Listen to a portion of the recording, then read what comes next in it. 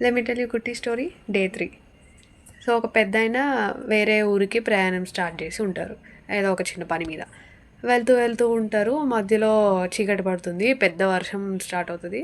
And దారంతా street lights ఏమీ ఉండవు. అండ్ అది ఒక అడవి ఏరియా. అండ్ అప్పటి రోజుల్లో కాబట్టి గూగుల్ మ్యాప్స్ అది లేకపోవడం వల్ల, అందులోనూ చీకటి అవడం వల్ల కాసేపటికి అర్థమవుతుంది అది ఆయన దారి తప్పిపోయారు అని.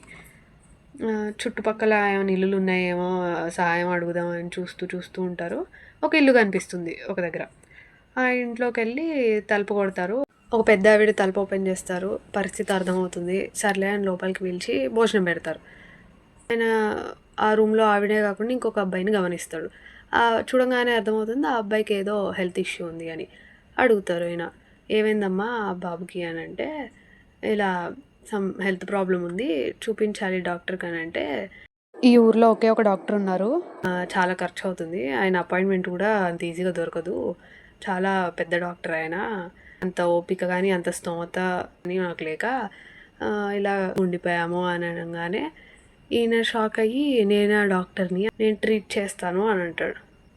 దీన్ని బట్టి ఏమర్థమవుతుంది, గట్టి సంకల్పం ఉంటే పరిస్థితులు ఏదో ఒక రోజు మనల్ని ఎత్తుక్కుంటూ రావచ్చు, మారచ్చు.